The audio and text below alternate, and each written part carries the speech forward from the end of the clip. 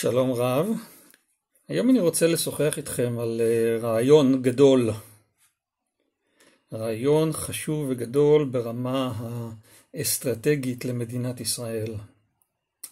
הרעיון הוא לא מקורי שלי, הרעיון צץ כבר מיד לאחר מלחמת ששת הימים,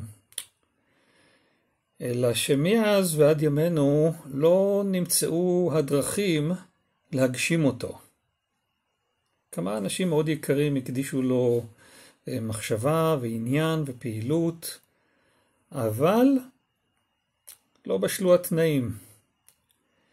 כאשר תבינו את היקף וסדרי הגודל של הרעיון, תבינו מדוע עד היום הוא לא מומש, אבל גם תבינו שאפשר מהיום והלאה לפעול למימושו, כיוון שיש לו השלכות אסטרטגיות על קיומה, ביטחונה וכלכלתה של מדינת ישראל. לרעיון קוראים השדרה הכפולה.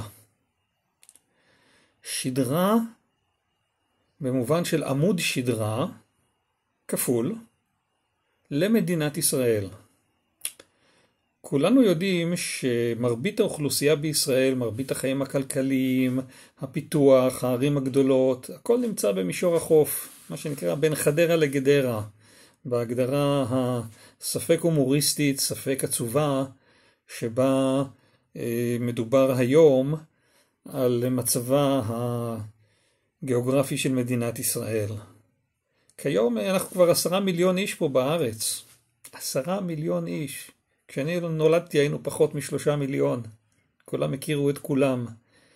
היום 10 מיליון איש דחוסים באופן בלתי אפשרי ברצועה מאוד מאוד צרה לאורך מישור החוף, רצועה שלפעמים רוחבה, כמו באזור נתניה, טול כרם, מגיע ל16 קילומטר בלבד, והיא מהווה צוואר בקבוק של תנועה, אפילו בכביש 6, בין הגליל ובין הנגב, שהם אזורים שרק 30-40% מכלל תושבי ישראל פרוסים בהם.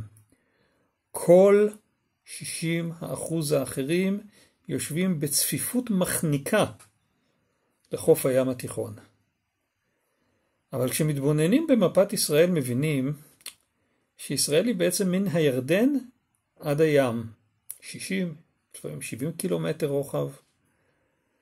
ובעצם עתידה ההתפתחותי והחשיבות המרבית להתפתחות הזאת צריכה לקרוא לאורך השבר הסורי-אפריקני, לאורך בקעת הירדן, צפון הערבה, בציר שנמתח מקריית שמונה ומטולה בצפון עד אילת בדרום, כאשר השדרה המוצעת היא שדרה של הקמת 6 ערים גדולות, מאוד גדולות, מינימום ראשון ציון וצפונה, ראשון לציון, כלומר ערים בנות 250,000 תושבים כל אחת, לאורך בקעת הירדן,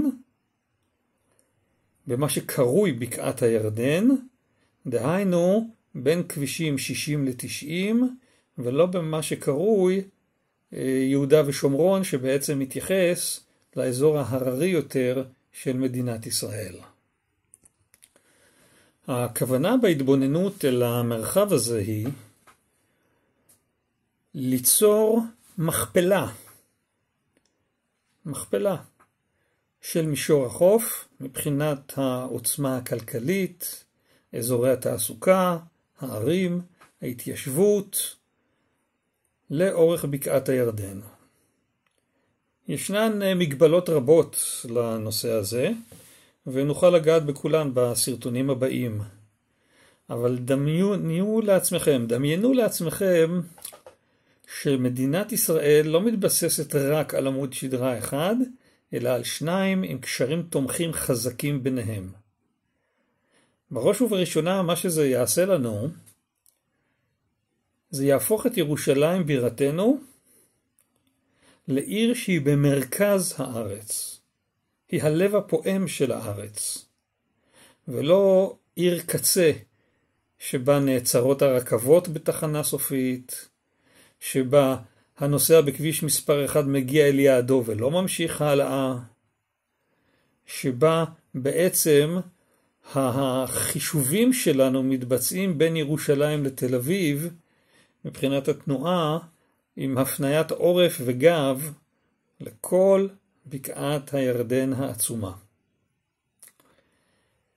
הקמת 6 ערים מעל ומעבר לרמה הטכנולוגית של תכנון ובנייה שאנחנו מכירים עד היום. ואני עצמי השתתפתי בתכנון העיר מודיעין, שהייתה אז קפיצת מדרגה. בשנות ה-80, סוף שנות ה-80, תחילת שנות ה-90, הייתה קפיצת מדרגה תכנונית. אנחנו מדברים כאן על קפיצה עוד יותר גדולה, משום שאנחנו נסיק את כל המסקנות האפשריות מהשגיאות שנעשו בארץ בתכנון, אבל גם נפיק את הלקחים מהדברים הטובים שנעשו כאן. וביחד אפשר יהיה להקים פה ישראל חדשה, ישראל בת מיליוני תושבים בצד המזרחי של הארץ, כך שמדינת ישראל תתחזק באופן חסר תקדים לכל מה שהיה פה עד היום. ואם אני מתחיל לרמוז כבר על הנושא חסר התקדים הזה, אתם מבינים שעד היום קשה היה לבצע תוכנית מהסוג הזה, משום שהיא עתירת משאבים. אז זאת תוכנית שהיא יקרה, היא מדברת על השקעות ישראליות ובינלאומיות אדירות במדינתנו, תוך השתלבות בתוכניות מאוד מאוד גדולות שכרגע רצות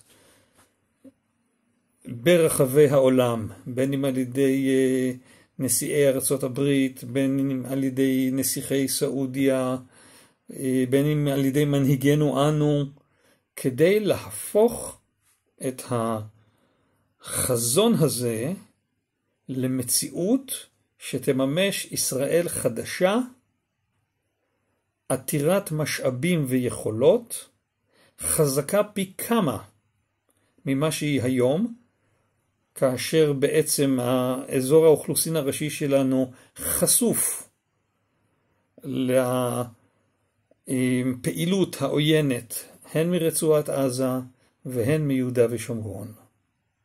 ההשתלבות שלנו במגמות עולמיות שנפרט בסרטונים בהמשך, תביא אותנו למצב של ישראל איתנה, מבוססת, דינמית, עם מערכות תחבורה המתקדמות בעולם, עם שדה תעופה בינלאומי שני בעברה השני של ירושלים, עם השתלבות בציר הכלכלי, אפשר להגיד המשוגע, שמתוכנן מהודו, עבור בערב הסעודית, דרך ישראל ולאירופה דרך איטליה.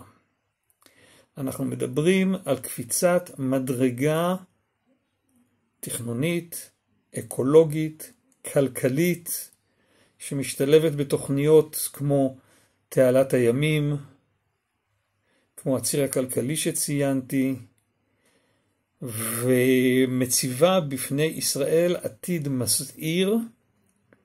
מסעיר באמת, שכל כולו התפתחות טכנולוגית, אנושית, תוך התחשבות מקסימלית, מה שלא נעשה עד היום, בשמירת הסביבה, באיכות הסביבה, בערים שהן אינטגרטיביות לעצמן, שומרות על מאזן אנרגטי כמעט מאופס, לא חודרות לשטחים שהם רגישים מאוד מבחינה אקולוגית ונופית, והן בעצם מציבות שרשרת בגבולה המזרחי של הארץ, שתבטיח את חוסננו לדורות.